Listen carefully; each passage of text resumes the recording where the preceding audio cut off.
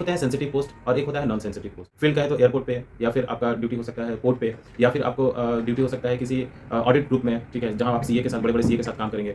आपका एसीजेड में ड्यूटी लग सकता है, ऑथराइज्ड ऑफिसर्स होते हैं वहाँ। उस पे एक केस फाइल करोगे, ठीक है? केस फाइल करने के बाद एक पंचनामा होता है। आप एक पंचनामा मतलब कुछ स्टार्टिंग फेज सेंसिटिव जोन से होता है और फिर उसके बाद बाकी जो लास्ट फेज, एंडिंग फेज कह सकते हैं, वो नॉन सेंसिटिव जोन में होता है। एक होता है कि माल उतर गया और वो चेन्नई में या फिर मुंबई में इन कर रहा है, शहर में आ रहा है, तो वहाँ पे गेट ऑफिसर जो है उसको वेरीफाई करके अंदर लाने के लिए बोलेगा, ठीक है, आप शहर में एंटर कीजिए, ठीक है? और एक होता है पेट्रोलिंग करना, ठीक है? कहाँ पे? शिप पे जाके कि शिप पे कोई सामान ऐसा तो लोड नहीं हुआ है जो यहाँ से दूसरी जगह जा रहा है, ठीक है? तो ऐसा कोई कंटेनर तो लोड नहीं हो गया जिसका परमिशन ही नहीं है, ठीक है? सारे कंटेनर का परमिशन है कि नहीं है? तो वहाँ पे आप कहलाओगे पेट्रोलिंग, हाँ भाई गेट ऑफिसर है। फिर 1 साल बाद, हाँ भाई क्या हुआ अभी? तो पेट्रोलिंग ऑफिसर है।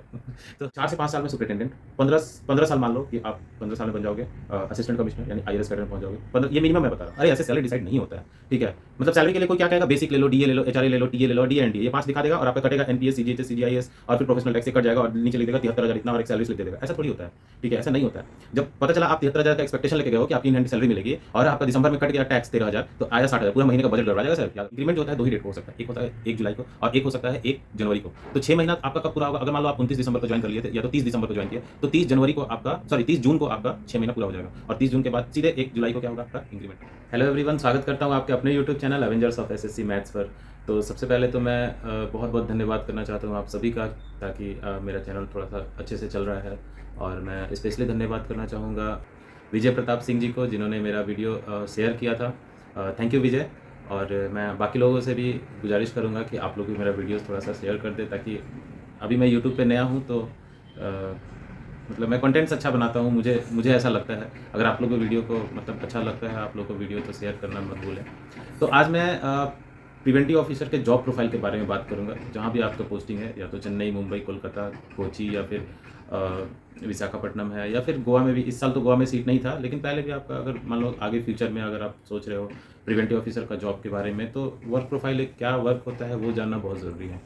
तो जहाँ तक मैं प्रिवेंटिव ऑफिसर का बात करूँ, तो आपको ये पता होगा कि सिलेक्शन कैसे होता है, तो मैं उस पर ज़्यादा बात नहीं करूँगा, क्योंकि सीजीएल के थ्रू लोग जाते हैं, कैसे कैसे होता है। और अगर मैं आपका, और मैं पहले वीडियो बना चुका हूँ डीवी कैसे होता है और फिजिकल टेस्ट क्या क्या होते हैं, क्या क्या स्टैंडर्ड्स होते हैं। आप DV and physical test experience with Nikesh का एक वीडियो मेरे चैनल पे है, वो आप देख सकते हैं। और जो आपकी ट्रेनिंग होती है वो नासीन पे है, नासीन में होती है। NACIN stands for national academy for custom excise and ये नार्कोटिक्स, ठीक है, custom indirect taxes and narcotics, ठीक है। तो वहाँ पे होती है, हर जगह उसके सेंटर होते हैं। जैसे मुंबई में भी, भयंदर में है, यहाँ भी है, क्या कहते हैं वो, चेन्नई में भी है, मतलब सब जगह है। नासीन की ट्रेनिंग सब जगह। नासीन अगर कहीं नहीं है तो आपकी ट्रेनिंग जो है वो कस्टम हाउस में ही हो जाती है, कस्टम हाउस में होती है, या फिर कम बच्चे रहते हैं तो कस्टम हाउस में ही हो जाती है। और दूसरा फिर एक और ट्रेनिंग होता है पुलिस ट्रेनिंग, जो आपको पुलिस एकेडमी में होती है। और उसका कंप्लीट वीडियो में, उसका क्या खर्च आता है, खर्च कौन बियर करता है, वो सारी इन्फॉर्मेशन मैं अपने वीडियो में डाल चुका हूँ, आप देख सकते हैं ये वीडियो। और एक और वीडियो जो कि अभी नासीन के ट्रेनिंग है, कुणाल राज, वो अभी नासीन में है ही। अभी उनको आई थिंक 1 महीना कुछ दिन हुआ होगा, अभी उनका ट्रेनिंग खत्म होगा 27 जनवरी को आई थिंक, तो मुंबई में। तो वो नासीन का एक्सपीरियंस आपसे शेयर किए हुए हैं, वो भी वीडियो आप देख सकते हैं, जैसा कि स्क्रीन पर दिख रहा होगा आपको लोगों। तो आप ये वीडियो देखिए, आपको ट्रेनिंग के बारे में तो पूरी अच्छी खासी जानकारी मिल जाएगी। मतलब पैसे वैसे कितने लगते हैं, सब चीज़ एवरीथिंग मैं वीडियो में सारा चीज़ बताया। अगर प्रिवेंटिव ऑफिसर का बात करें, तो प्रिवेंटिव ऑफिसर जो है वो जनरली उसमें वर्क प्रोफाइल का अगर बात करूँ, तो वर्क प्रोफाइल उसके 2 भाग में डिवाइड होते हैं। 2 भाग में समझते हैं चीज़ों को। एक होता है सेंसिटिव पोस्ट और एक होता है नॉन सेंसिटिव पोस्ट। जैसे अगर आप इनकम टैक्स डिपार्टमेंट में होते हैं, तो आपका जैसे असेसमेंट, नॉन असेसमेंट, और भी कहीं होते हैं तो असेसमेंट, नॉन असेसमेंट होता है। असेसमेंट मतलब जहाँ केस होता है, नॉन असेसमेंट जहाँ केस का बाकी सारा निपटारा होता है। तो वहीं ऐसे ही प्रिवेंटिव ऑफिसर में या कस्टम्स में जो भी हो, वहाँ पे सेंसिटिव पोस्ट होते हैं और नॉन सेंसिटिव पोस्ट होते हैं, ठीक है। समझते हैं क्या क्या है। सेंसिटिव पोस्ट जो होता है वो एक फील्ड वर्क होता है, ठीक है, फील्ड पोस्ट होता है। और नॉन सेंसिटिव पोस्ट जो होता है वो डेस्क जॉब होता है। सेंसिटिव पोस्ट, फील्ड पोस्ट, अब नाम से समझ में आ रहा होगा कि फील्ड पोस्ट और डेस्क पोस्ट का क्या मतलब है। फील्ड पोस्ट मतलब आपको बाहर फील्ड में रहना होगा। फील्ड का है तो एयरपोर्ट पे, या फिर आपका ड्यूटी हो सकता है पोर्ट पे, या फिर आपको ड्यूटी हो सकता है किसी ऑडिट ग्रुप में, ठीक है, जहां आप सीए के साथ, बड़े-बड़े सीए के साथ काम करेंगे।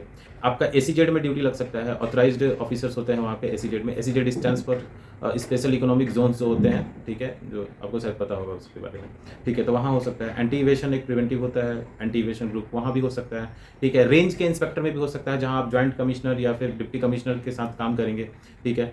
सर्च एंड सीजर प्रोसीजर में भाग लेंगे, ठीक है। और भी मल्टीपल चीज़ हो सकता है, डिविजनल ऑफिस में भी हो सकता है, ठीक है। तो बहुत सारे काम हैं जिसमें फील्ड ऑफिसर जाते हैं, ठीक है। मेनली जाते हैं, मतलब जो मैक्सिमम वॉल्यूम में जाते हैं वो जाते हैं पोर्ट पे या एयरपोर्ट पे, ठीक है। होता क्या है कि मेन आपका काम क्या है, स्मगल गुड्स को पकड़ना। What is smuggle goods? तो जो भी इंडिया में जो बैन है, जैसे सोना कहीं से लाना बिना मतलब प्रॉपर ये के, ठीक है। और भी कुछ कुछ स्मगल का सामान, जैसे कि कुछ मतलब नशीले पदार्थ हैं, उसका इंपोर्ट करना, एक्सपोर्ट करना, ये सब चीज़ बैन है इंडिया में। ये सब चीज़ बाहर से लाना भी मना है, इधर से ले जाना भी मना है। तो मान लो कि बाहर से कुछ लाए, कुछ लाता है, उसको वेरीफाई करना आपका काम है, ठीक है। आप देखते हो उस सामान को, अगर उसमें कुछ मिलता है आपको, ऐसा कुछ मतलब कुछ सस्पिशियस आइटम मिलता है, उसको सर्च करते हो और सस्पिशियस आइटम मिलता है तो आप उसको सीज़ करते हो, ठीक है। सीज़ कर लेते हो ताकि रेवेन्यू लॉस ना हो, ठीक है। गवर्नमेंट का रेवेन्यू लॉस ना हो, क्योंकि वो सब चीज़ें फिर ब्लैक में बिकती हैं, गवर्नमेंट का रेवेन्यू लॉस होता है, पैसा का फ्लो जो है इधर उधर हो जाता है फिर, ठीक है। तो उस चीज़ को पकड़ना आपका मेन ड्यूटी है, ठीक है। उस चीज़ को पकड़ोगे आप, और उसके बाद क्या करोगे, उस पे एक केस फाइल करोगे, ठीक है। केस फाइल करने के बाद एक पंचनामा होता है, आप एक पंचनामा बनाओगे। तो ये सब काम होता है फील्ड पोस्ट में। फील्ड पोस्ट में क्या होगा, आप स्मगल गुड्स पकड़ोगे, उसको सीज करोगे, ठीक है। कुछ ऐसा और भी चीज़ होता है, तो आगे भी होता है, मतलब उसको ऑप्शन करना, ये करना, बट मैं बहुत छोटे छोटे रूप में बता रहा हूँ, ठीक है। और उस पर एक पंचनामा तैयार करना, पंचनामा बनाना, एक केस पूरा फाइल बना के और उसको दे देना बैक ऑफिस में, ठीक है। अब वहाँ पे नॉन सेंसिटिव पोस्ट जो कि डेस्क पोस्ट है, वहाँ वो फंक्शन हो जाती हैं, ठीक है। वहाँ क्या करते हैं, वहाँ पे उस केस का सुनवाई, जो उसका हियरिंग है, वहाँ अपील्स होता है, ठीक है। उस पर क्या एक्शन लेना है, कब गुड्स को रिलीज़ करना है, ठीक है, कितना रिलीज़ करना है, क्या चार्जेस लगाना है, क्या नहीं लगाना है, वहाँ पे ये सारे चीज़ों का डिस्कशन होता है। मतलब अगर आप फील्ड पोस्ट में हो तो आप सामान पकड़ोगे, पकड़ने के बाद अगर कुछ ऐसा सस्पिशियस आइटम दिखता है आपको, ठीक है, तो उस पर केस फाइल करोगे, उसको सीज करोगे, केस फाइल करोगे, पंचनामा बनाओगे, केस फाइल को पूरा आप बैक ऑफिस में जाके जमा कर दोगे, ठीक है। ये आपका फील्ड पोस्ट का काम हुआ। और उसके बाद जो भी लीगल एजुकेटिंग और जो भी सर्च एंड इन्वेस्टिगेशंस वगैरह करना है, ठीक है, रिव्यू करना है उस चीज़ को, वो सब आएंगे नॉन सेंसिटिव पोस्ट यानी डेस्क जॉब में। मतलब दोनों एक तरह का अलग अलग नहीं, एक ही चीज़ है, ठीक है। मतलब कुछ स्टार्टिंग फेज सेंसिटिव जोन से होता है, और फिर उसके बाद बाकी जो लास्ट फेज, एंडिंग फेज कह सकते हैं, वो नॉन सेंसिटिव जोन में होता है। तो ये आपका एक ओवरव्यू हो गया, लेकिन इसमें भी बहुत सारी चीज़ें हैं, ठीक है, बहुत सारी चीज़ें हैं। मतलब अगर मैं बताऊँ, ठीक है, तो एक मेन कंसर्न होता है कि कितना कितना घंटा काम करना पड़ता है, कहाँ कहाँ पोस्टिंग होता है, क्या क्या क्या क्या। तो देखिए, सबसे पहली बात कि आपको स्टार्टिंग में ट्रेनिंग के समय या उसके बाद, जब तक आपका प्रोबेशन पीरियड कंप्लीट नहीं हो जाता, प्रोबेशन पीरियड किसी भी डिपार्टमेंट का आई थिंक 2 साल का होता है, ठीक है। तो जब तक आपका ये ट्रेनिंग कंप्लीट और उसके बाद प्रोबेशन पीरियड कंप्लीट नहीं हो जाता है, तब तक आपको डेस्क जॉब पे रखा जाएगा। डेस्क जॉब पे आपको ड्राफ्टिंग सिखाया जाएगा, क्योंकि देखिए, अगर आप फील्ड पोस्ट में जाते हो और वहाँ पे आपका ड्राफ्टिंग ही अच्छा नहीं है, तो अपना पंचनामा बना पाओगे ना, अच्छे से केस फाइल बना पाओगे, ठीक है। वहाँ पे ड्राफ्टिंग बहुत ज़रूरी है, ड्राफ्टिंग और कम्युनिकेशन। तो वहाँ ऐसा नहीं है कि हिंदी में हिंदी में भी लिख सकते हैं, लेकिन मतलब ठीक है, हिंदी में नहीं हो पाता है, कोर्ट का लैंग्वेज इंग्लिश ही है, तो आपको इंग्लिश में पूरा प्रॉपर वो तैयार करना होगा फाइल। तो उसके लिए आपका ड्राफ्टिंग ज़रूरी है, ठीक है। ऐसा तो नहीं है ना कि 2 दिन की छुट्टी के लिए एप्लीकेशन लिख रहे हैं, एक पूरा कोर्ट का मैटर तैयार कर रहे हैं, तो वहाँ ज़रूरी होता है। तो उसके लिए आपको ट्रेनिंग के दौरान ड्राफ्टिंग वगैरह सिखाया जाएगा, कुछ वर्डिंग सिखाया जाए आपको, ठीक है। तो वो सब ध्यान से सीखिएगा, क्योंकि गवर्नमेंट के वर्डिंग बहुत अलग अलग होते हैं। जैसे एसएससी, अब इनकम टैक्स में आएंगे, एसएससी का मतलब क्लाइंट्स होते हैं, ठीक है। कहीं और जाएंगे, हम लोग एसएससी का मतलब स्टाफ सिलेक्शन कमीशन समझते हैं, ठीक है। और एसएससी भी होते हैं जहाँ दूसरा चीज़ बोला जाता है उनको, ठीक है। गवर्नमेंट्स के बहुत, जैसे पंचनामा, अभी आप लोग पंचनामा सुन के ही लग रहा होगा कि ये क्या है यार, ठीक है। उसके बाद भी बहुत सारा चीज़ होता है, मतलब क्या क्या क्या क्या क्या क्या क्या डॉक्यूमेंट्स होते हैं, कोर्ट में क्या क्या पेश करना होता है, मतलब एक वकील ही बनना है आपको एक तरह से, ठीक है। तो ड्राफ्टिंग आपका अच्छा होना चाहिए, ड्राफ्टिंग स्किल अच्छा होना चाहिए। तो जब तक ड्राफ्टिंग स्किल अच्छा नहीं हो जाता, सारी फाइलों के बारे में समझ नहीं लेते हैं, एक ऑफिस का मॉड्यूल नहीं समझ लेते हैं, तब तक आपको कहाँ रखा जाएगा, डेस्क जॉब पे रखा जाएगा। डेस्क जॉब पे प्रोबेशन पीरियड कंप्लीट, मोस्टली आप 1 साल में सीख जाते हो सब चीज़, ठीक है। आप तो ऐसे ही सीजीएल क्रैक करके आए हो, टैलेंट तो है ही आप में, बहुत ज़्यादा टैलेंट है इनफैक्ट, जबकि 4600 ग्रेड पे का नौकरी ले रहे हो तो उसके बाद आप सीख जाते हो, ठीक है। सीख जाने के बाद आपका आपका पोस्टिंग जो है 2 साल के बाद, 2 साल ज़रूरी नहीं है, अगर आप परफॉर्मेंस अपना अच्छा दे रहे हो, देखो सब चीज़ डिपेंड करता है आपके सीनियर्स पे। परफॉर्मेंस आप अच्छा दे रहे हो तो हो सके आपको फील्ड पोस्ट पे, अगर कहीं वैकेंसी हो तो फील्ड पोस्ट पे आपको डाल दे, ठीक है। वहाँ पे अगर मान लो कि रिक्वायरमेंट ज़्यादा है तो आपको फील्ड पोस्ट पे भेजते रहे हैं, कभी डेस्क जॉब पे, कभी फील्ड पोस्ट पे, ऐसे भी हो सकता है, ठीक है। तो फील्ड पोस्ट पे भेजेंगे तो आपका वही जॉब कहाँ लगेगा, पोर्ट पे या एयरपोर्ट पे, और भी जगह लगते हैं, ऐसा नहीं है, ठीक है।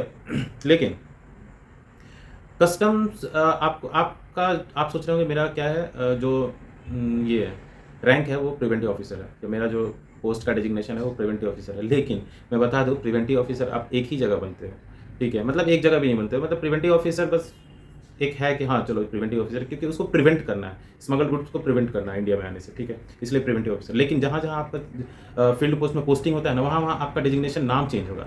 जैसे मैं बता दूँ, अगर आप एयरपोर्ट पे रहोगे तो आपको कहा जाएगा कस्टम्स ऑफिसर, ठीक है, एयरपोर्ट पे कस्टम ऑफिसर, याद रखना, एयरपोर्ट पे कस्टम ऑफिसर कहा जाएगा आपको। अगर आप सी पोर्ट पे हो, सी पोर्ट में जैसे ही माल अंदर जाता है या उधर से बाहर आता है कोई भी सामान, ठीक है, तो एक जो होता है जो फाइनल वेरिफिकेशन देता है उसको कहते हैं गेट ऑफिसर। तो आप एज ए गेट ऑफिसर के रूप में काम करोगे, ठीक है।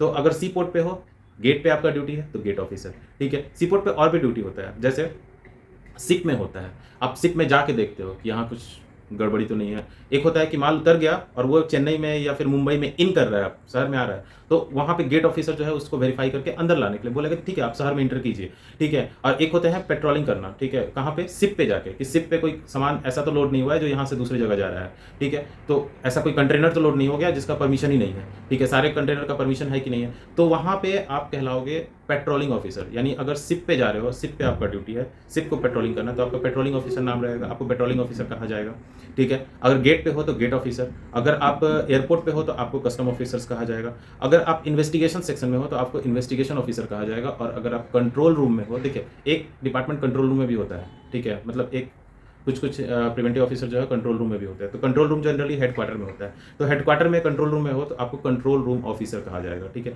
तो अलग अलग नाम होते हैं, जहां आपकी पोस्टिंग उस तरह का आपका नाम, ठीक है। हाँ, है वो सारा चीज़ प्रिवेंट करने का काम है तो प्रिवेंटिंग ऑफिसर, ठीक है, प्रिवेंटिव ऑफिसर। लेकिन जहाँ जहाँ ड्यूटी करेंगे एयरपोर्ट पे कस्टम ऑफिसर्स, ऐसे ऐसे ऐसे ऐसे आपका नाम बदलते रहेगा, तो बहुत इंटरेस्टिंग होता है, ठीक है। कभी पता चला कि आप गेट ऑफिसर हो, अभी क्या हो, हाँ भाई गेट ऑफिसर है, फिर एक साल बाद हाँ भाई क्या हो, अभी तो पेट्रोलिंग ऑफिसर है तो मज़ा आएगा, ठीक है।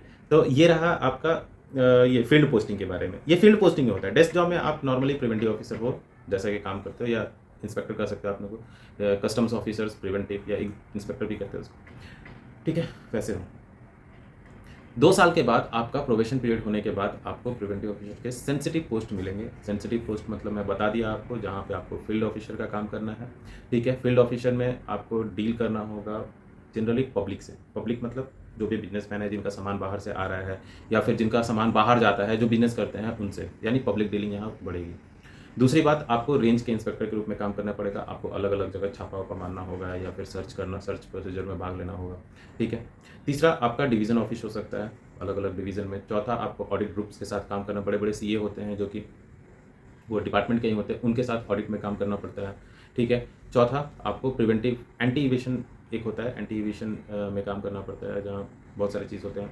आप धीरे धीरे जाइएगा तो समझ जाइएगा। और एक होता है एसीजेड, जहाँ पे ऑथराइज ऑफिसर्स काम करते हैं। एसीजेड बोले तो आपको पता होगा एसीजेड के बारे में, मतलब कुछ एक एरिया होता है जिसपे इंडियन गवर्नमेंट उसको एसीजेड घोषित करती है, मतलब स्पेशल इकोनॉमिक जोन है, वहाँ पे इकोनॉमिक एक्टिविटीज़ होती है, तो वहाँ पे आपको आपका ऑफिस ये ड्यूटी लग सकता है, ठीक है।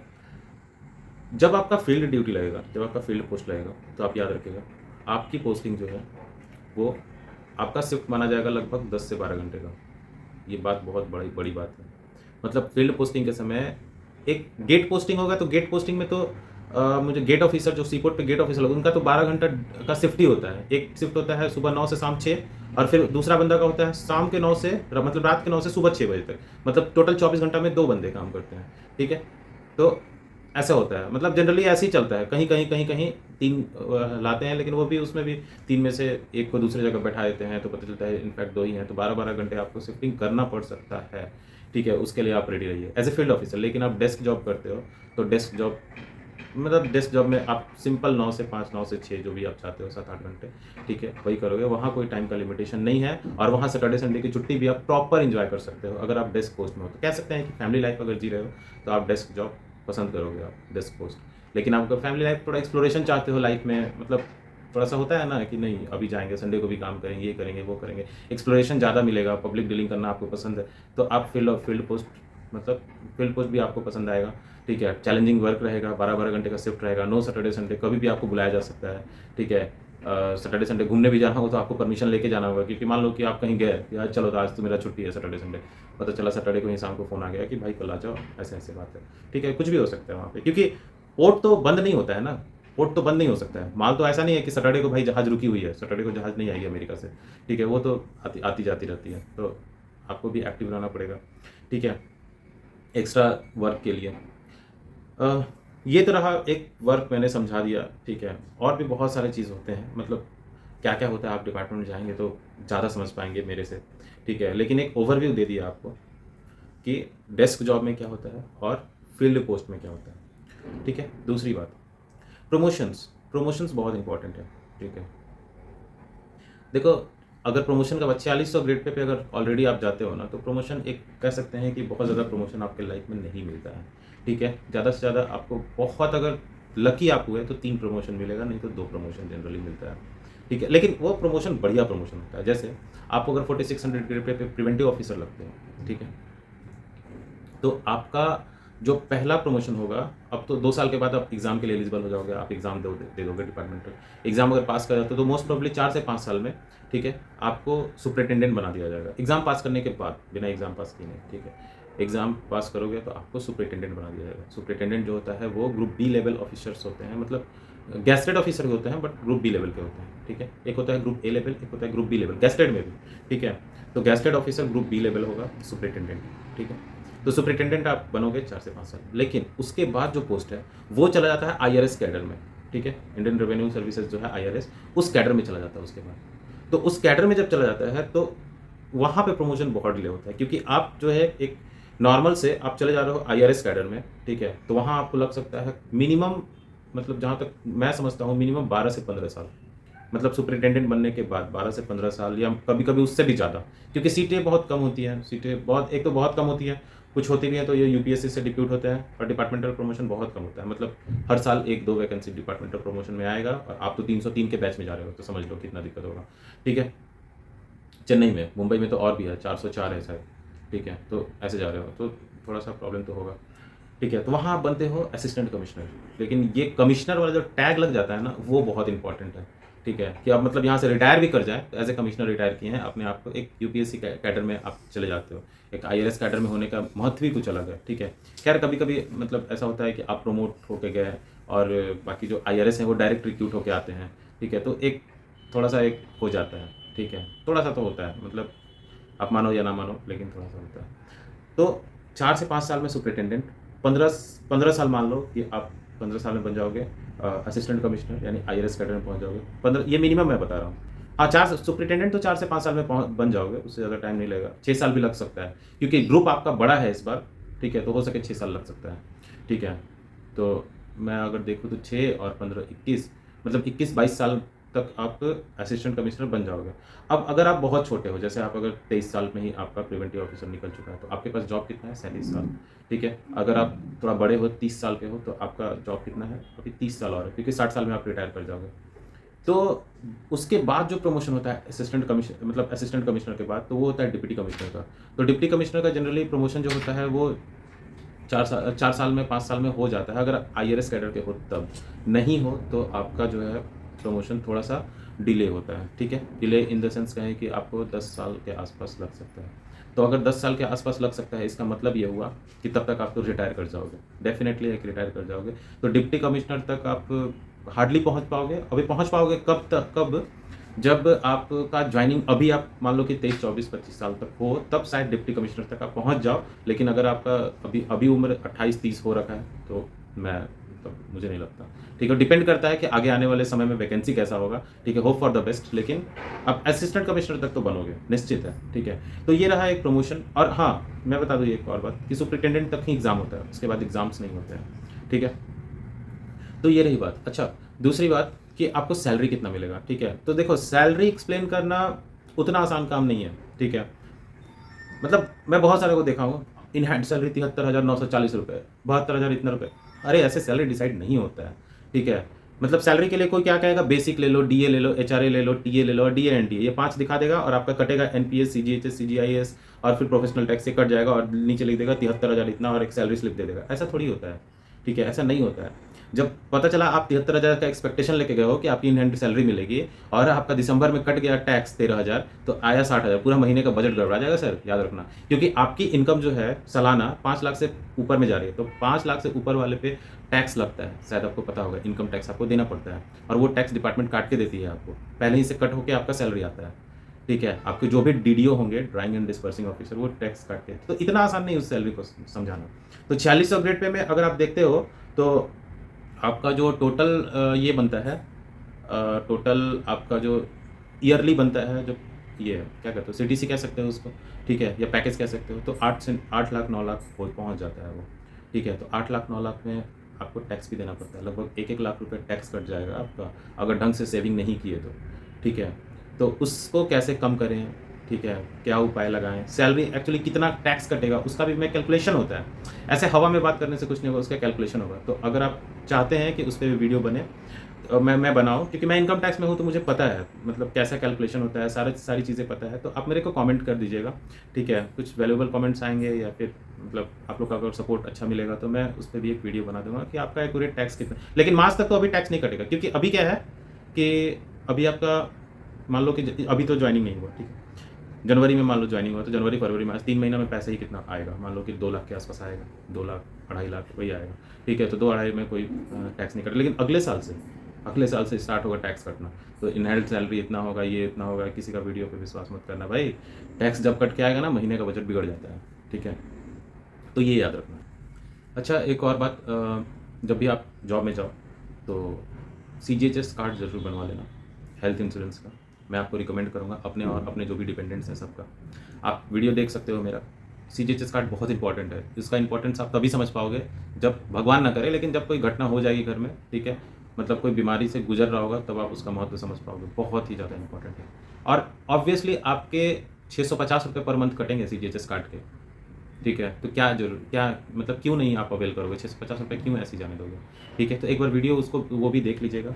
लीव आपका कैसे है, ठीक है, आपको लीव क्या क्या मिलेगा उस पर मैं वीडियो बना चुका हूँ। आप मेरे वीडियो को देख सकते हैं लीव वाला। उसमें मैं CL EL HPL, लड़कियों के लिए क्या स्पेशल लीव होता है, लड़कों के लिए क्या, लड़कों के लिए तो कोई खास स्पेशल लीव नहीं होता है, एक पैटर्निटी लीव छोड़ के, ठीक है। पैटर्निटी लीव बस एक होता है, वो भी बहुत कम, 15 दिन का, ठीक है। बाकी लड़कियों के लिए अच्छा स्कोप, मतलब बहुत ज़्यादा छुट्टी मिलती है, मतलब CCL ही 2 साल का होता है, ठीक है। और भी बहुत सारे लीव होते हैं। मैं आप देखिएगा, बहुत अच्छे से एक्सप्लेन किया है सारे लीव को, और कैसे किस लीव को किसके साथ क्लब कर सकते हैं, छुट्टी नहीं होगा तो क्या करेंगे, ठीक है। लीव नॉट ड्यू वगैरह के बारे में भी मैं बताया हूँ, ठीक है। तो आशा करता हूँ दोस्तों आपको वर्क प्रोफाइल समझ में आ गया होगा। और आगे भी मैं अब आगे अगर बोलेंगे तो आप, मैं ये जो भी सैलरी से रिलेटेड वीडियो है मैं बना दूंगा, ठीक है। तब तक के लिए गुड बाय। होप सो कि आप चैनल को सब्सक्राइब कर दिए होंगे और वीडियो को शेयर ज़रूर करेंगे, इन्फॉर्मेटिव लगे आपको तो, ठीक है, अपने दोस्तों के साथ, अपने कलीग्स के साथ, और भी जो लोग तैयारी कर रहे हैं, ताकि वो लोग भी मोटिवेट रहें। देखिए होता क्या है ना कि जो लोग अभी जॉब में हैं वो तो देखते ही हैं वीडियो, चलो मेरा मतलब जिनका जॉब लगा है और जस्ट पोस्टिंग होने मेरा वर्क प्रोफाइल कैसा है। लेकिन आप अगर उनके साथ शेयर करते हो, जैसे आपको कोई फ्रेंड है, वो भी आप चाहते हो कि यार वो भी प्रिवेंटिव ऑफिसर बन जाए, ठीक है, तो आपको ये सब वीडियो दिखाओगे ना तो उनको मोटिवेशन मिला, अच्छा ये होता है क्या, मुझे स्मगल गुड्स पकड़ने होंगे, मुझे पंचनामा फाइल करना होगा, कितना इंटरेस्टिंग होता होगा। तो उससे, जैसे मैं बता दूँ, बहुत लड़कों का तो बस नासिम में जाने का ही सपना होता है, ठीक है। इनफैक्ट जैसे IAS कैडर है ना, आप देखोगे कि लवासना में जाने का कितना क्रेज होता है, अरे वाह IAS निकालेंगे, लवासना में क्या लाइफ होगी। ऐसे कितने लड़कों का बस नासिम में जाने का शौक रहता है, ठीक है। मतलब मैं बहुतों को सुना हूँ कि नासिम का ट्रेनिंग एक्सपीरियंस लेने के लिए मैं एक साइड इंस्पेक्टर ज्वाइन किया या फिर प्रिवेंटिव ऑफिसर में आया, ऐसे नहीं तो मैं मिनिस्ट्री में जाता, मतलब ऐसा होता है, ठीक है। आप विश्वास करो या ना करो, ठीक है, बहुत सारे बंदे मिलेंगे आपको। तो वो भी वीडियो अगर आप शेयर करोगे उनके साथ तो उनका भी एक मोटिवेशन जगता है, ठीक है, पढ़ाई में उनको मन लगेगा, उसी अकॉर्डिंग अपना तैयारी करेंगे वो, ठीक है। तो ये सब चीज़ होते हैं, बहुत मतलब बहुत इंपॉर्टेंट चीज़ है ये सब। आपको लग रहा होगा, लेकिन आप याद करो कि आप जब तैयारी करते थे तब भी ऐसा मतलब ऐसा होता था, आप जनरली दूसरे का इंटरव्यू देखते थे या फिर किस जॉब में क्या प्रोफाइल होता है वो देखते थे, ठीक है। चलिए, बाकी जो भी होगा, होप फॉर द बेस्ट। हाँ, एक और बात, अभी तक आप लोग की ज्वाइनिंग आई नहीं है, ठीक है। देखो मुझे जहाँ तक लगता है कि दिसंबर में अगर ज्वाइनिंग अगर दे देते हैं, ठीक है, तो आपको एक बेनिफिट हो सकता है। अगर दिसंबर में मान लो कि कहा जा रहा है कि 26 को ज्वाइनिंग या इस सप्ताह ज्वाइनिंग हो जाएगा, लेकिन मुझे नहीं लगता ऐसा है। मतलब क्यों नहीं लगता है और क्यों लगता है, मैं थोड़ा सा आपको एक्सप्लेन कर दूँ छोटा से, ठीक है, आप समझना उस चीज़ को। जब भी आप डिपार्टमेंट जाते हो 6 महीने के बाद एलिजिबल हो जाते हो आप ये के लिए, इंक्रीमेंट के लिए, तो 3% का इंक्रीमेंट आपका लगता है, ठीक है, उसके लिए। अब 3% का आपका इंक्रीमेंट अगर आप दिसंबर के लास्ट महीने तक ज्वाइन कर ले रहे हो, 29 तारीख तक भी, 30 तारीख तक भी ज्वाइन कर ले रहे हो आप, ठीक है, तो आपका 6 महीना कंप्लीट हो जाएगा 30 जून को। और 1 जुलाई या 1 जनवरी, दो ही इंक्रीमेंट डेट होता है, 1 जुलाई या 1 जनवरी, तो 1 जुलाई को आपको इंक्रीमेंट लग जाएगा। तो अगर आप दिसंबर में, अगर मान लीजिए कि आपका 26 को ज्वाइनिंग आ जाता है, 26 को ऐसा कहा जा रहा है 25-26 को या इस सप्ताह तक ज्वाइनिंग आपका आ जाएगा, अगर आ जाता है तो मैं आपको रिकमेंड करूँगा कि आप जितना जल्दी हो सके या तो फ्लाइट पकड़ के या कुछ भी पकड़ के जाके ज्वाइन कर लीजिए। ज्वाइन करने के बाद देखा जाएगा क्या होगा। बिकॉज़ अगर आप ज्वाइन कर लेते हो तो आप 6 महीने के बाद एलिजिबल हो जाते हो, ठीक है? 6 महीने के बाद एलिजिबल हो जाते हो किस चीज़ के लिए? आप एलिजिबल हो जाते हो इंक्रीमेंट के लिए। इंक्रीमेंट जो होता है 2 ही डेट को हो सकता है। एक होता है 1 जुलाई को और एक हो सकता है 1 जनवरी को। तो 6 महीना आपका कब पूरा होगा? अगर मान लो आप 29 दिसंबर को ज्वाइन कर लिए थे या तो 30 दिसंबर को ज्वाइन किया, तो 30 जून को आपका 6 महीना पूरा हो जाएगा और 30 जून के बाद सीधे 1 जुलाई को क्या होगा? आपका इंक्रीमेंट लगेगा। मान लो कि 2 जनवरी को ज्वाइन करते हो, 3 जनवरी को ज्वाइन करते हो, तो क्या होगा? आपका 6 महीना कंप्लीट होगा 1 जुलाई के बाद या 2 जुलाई को या 3 जुलाई को। 1 जुलाई आपका डेट मिस हो गया। 1 जुलाई मिस हो गया तो वो फिर कहाँ चला गया? 1 जनवरी में चला जाएगा। तो आपका प्रमोशन प्रमोशन नहीं, आपका इंक्रीमेंट जो होगा वो 1 जनवरी को होगा। तो आपको टोटल जो 6 महीना जो इंक्रीमेंट में सैलरी मिला था, तो वो तो अब नहीं मिल पाएगा, ठीक है?